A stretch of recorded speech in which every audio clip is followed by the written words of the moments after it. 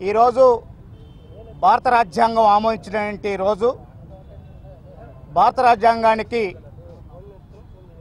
దళిత ప్రజా సంఘాలుగా గిరిజన సంఘాలుగా కేవీపీఎస్గా శుభాకాంక్షలు చేస్తూ ఉన్నాం. కానీ నాడు భారతదేశ పరిస్థితులు కనుక చూస్తే కార్మికులు తమ యొక్క హక్కుల కోసం పోరాడి సాధించుకునే చట్టాలని, రైతులు పండించినటువంటి పంటకి గిట్టుబాటు ధరకు పెంచాల్సిన పోరాడే చట్టాలని, దళితుల మీద జరిగేటువంటి గిరిజనుల మీద జరిగేటువంటి దుర్మార్గమైనటువంటి దాడులకు వ్యతిరేకంగా సాధించుకునేటువంటి ఏదైతే ఎస్సీ ఎస్టీ అత్యాచార చట్టం ఉందో, మహిళా హక్కుల కోసం సాధించుకునే చట్టాలు ఏవైతే ఉన్నాయో ఈ చట్టాలు మొత్తం కూడా ఈరోజు పాలకులు నిర్వీర్యం చేస్తూ ఉన్నారు, అన్యాయం చేస్తూ ఉన్నారు. కార్పొరేషన్లకి అనుకూలంగా ఈరోజు 4 లేబర్ కోడ్ చట్టాలని వచ్చినటువంటి దుర్మార్గమైన పరిస్థితి వస్తూ ఉన్నాం. ఈరోజు డాక్టర్ బిఆర్ అంబేద్కర్ గారు ఏదైతే భారతదేశంలో ప్రజలకు అనుగుణంగా, ప్రాంతాలకు అనుగుణంగా, సమాజానికి అనుగుణంగా రాసినటువంటి రాజ్యాంగం ఈరోజు మనువాద మతోన్మాదులు తీసేయడం కోసం ప్రయత్నం చేస్తూ ఉన్నారు. ఆ పేరుతో మనుస్మృతి అమలు చేయడం కోసం ప్రయత్నం చేస్తూ ఉన్నారు. మనుస్మృతి అమలు అంటే ఈరోజు దుర్మార్గమైన ప్రజల మీద దాడులు చేయటమే, వాళ్ళ హక్కుల్ని లేకుండా చేయటమే అని భావిస్తూ అందుకోసం రాజ్యాంగ దినోత్సవ సందర్భంగా భారత రాజ్యాంగాన్ని కాపాడుకోవాలి, ప్రైవేట్ రంగంలో రిజర్వేషన్లు అమలు చేయాలి, చట్టాలు కాపాడుకోవాలనే నినాదంతో ఈరోజు అన్ని సంఘాలుగా రాజ్యాంగ పీఠిక చదివేటువంటి కార్యక్రమాన్ని పెట్టాం.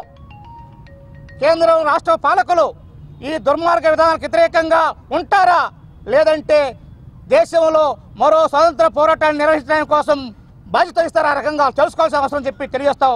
అండ్రా మాల్యాద్రి కుల వివక్ష వ్యతిరేక పోరాట సంఘం రాష్ట్ర ప్రధాన కార్యదర్శి. ఈరోజు చాలా ముఖ్యమైన రోజు. భారత పార్లమెంటు రాజ్యాంగాన్ని ఆమోదించిన రోజు. అంటే పరిపూర్ణమైన ప్రజాస్వామ్య హక్కుల్ని కల్పించిన రాజ్యాంగ చట్టాన్ని ఈరోజు మోడీ ప్రభుత్వం ఏవైతే హక్కులు ఉన్నాయో ఆ హక్కులన్నింటినీ కూడా కాలరాస్తూ ఉంది. ఆ రోజు బాబాసాహెబ్ అంబేద్కర్ ఒక మాట అన్నాడు, ఈ రాజ్యాంగంలో ఏదైనా మంచి ఉన్నా ఏదైనా చెడు ఉన్నా అది పాలకులు అమలు చేసే తీరు బట్టి ఉంటుంది తప్ప రాజ్యాంగం బట్టి కాదని చెప్పిన మహనీయుడు. ఈరోజు బీజేపీ అక్షరాల దాన్ని వాస్తవం చేసింది. ఈరోజు అటువంటి భారత రాజ్యాంగాన్ని తొంగలో తొక్కి మనువాద రాజ్యాంగాన్ని అమలు చేయడానికి పూనుకుంటుంది. ముఖ్యంగా భారత రాజ్యాంగానికి ఉన్న గొప్పదనం ఏంటే మన ఆసియా ఖండంలో ఈ పక్క బంగ్లాదేశ్ కానీ, పాకిస్తాన్ కానీ, నేపాల్ కానీ, శ్రీలంక కానీ అనేక ప్రభుత్వాల సంక్షోభంలో ఉంటే భిన్నత్వంలో ఏకత్వంగా అనేక కులాలు, అనేక మతాలు, అనేక జాతులు, అనేక భాషలు ఎన్ని ఉన్నా ఇప్పటికీ కూడా ఐక్యంగా ఉంది అంటే భారతదేశం ఆ గొప్పతనం భారత రాజ్యాంగందే. అందుచేతనే ఇటువంటి రాజ్యాంగాన్ని బీజేపీ ఆర్ఎస్ఎస్కి నచ్చడం లేదు. ఏవైనా సరే ఈ రాజ్యాంగాన్ని తొంగలో తొక్కాలని చెప్పి చూస్తుంది.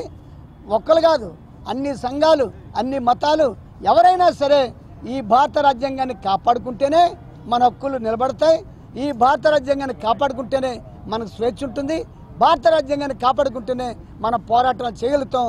లేకపోతే నిర్బంధాన్ని, ఆర్ఎస్ఎస్ నిర్బంధాన్ని మన మీద ప్రయోగిస్తుంది.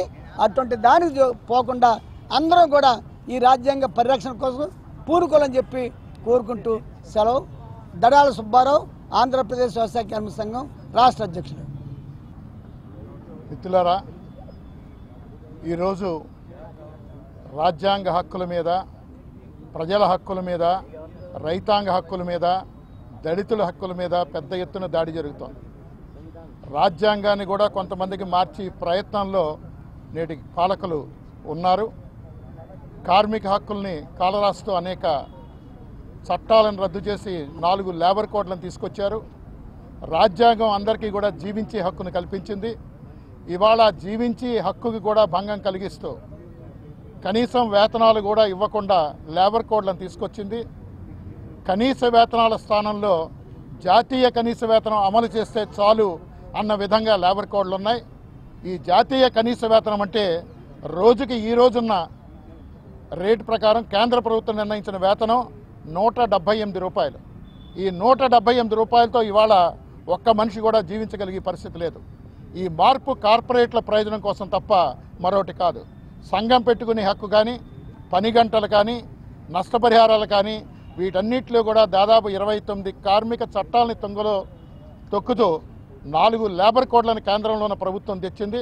దానికి అనుగుణంగానే ఇవాళ రాష్ట్రంలో ఉన్న పాలకులు కూడా నిర్ణయాలు చేశారు. ఇవాళ సనాతనం పేరిట పాత యుగానికి తీసుకెళ్ళడానికి ప్రయత్నం జరుగుతోంది.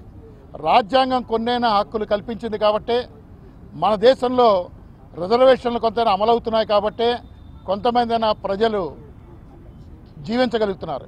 ఇవాళ వాటన్నిటికీ కూడా భంగం కలిగిస్తూ ఇవాళ ప్రభుత్వ రంగంలో రిజర్వేషన్లు అమలవుతున్నాయి కాబట్టి ఆ ప్రభుత్వ రంగాన్ని నిర్వీర్యం చేసి ఇవాళ మానిటైజేషన్ పేరిట ప్రభుత్వ రంగ సంస్థల్ని విశాఖ స్టీల్ ప్లాంట్తో సహా వీటన్నిటినీ కూడా కార్పొరేట్లకి కట్టబెట్టి పని కేంద్ర ప్రభుత్వం, దానికి అనుగుణంగా రాష్ట్ర ప్రభుత్వం చేస్తూ ఉన్నాయి.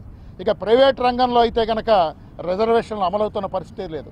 ఇటువంటి స్థితిలో ప్రజలు రాజ్యాంగం కల్పించిన హక్కు, జీవించే హక్కు ఏదైతే ఉందో ఆ జీవించే హక్కు అమలయ్యే పరిస్థితి కూడా రాను రాను తగ్గుతున్న పరిస్థితి ఉంది. ఇటువంటి నేపథ్యంలో రాజ్యాంగాన్ని మనం పరిరక్షించుకోవాలి. రాజ్యాంగంలో ఉన్న ప్రతి ఒక్క అంశం కూడా అమలవడానికి అందరం కలిసి ఐక్యంగా ముందుకెళ్లాలని చెప్పి తెలియజేస్తూ ఉన్నాం. ఇప్పటికైనా పాలకులు ఆలోచించాలి, రాజ్యాంగ హక్కుల మీద దాడిని ఆపాలి. లేకుంటే కనుక భవిష్యత్తులో పెద్ద ఎత్తున ప్రజానీకం తిరగబడక తప్పదు. కాబట్టి ప్రభుత్వాలు, పాలకులు ఆలోచించుకోవాలని చెప్పి చెప్తా ఉన్నాం.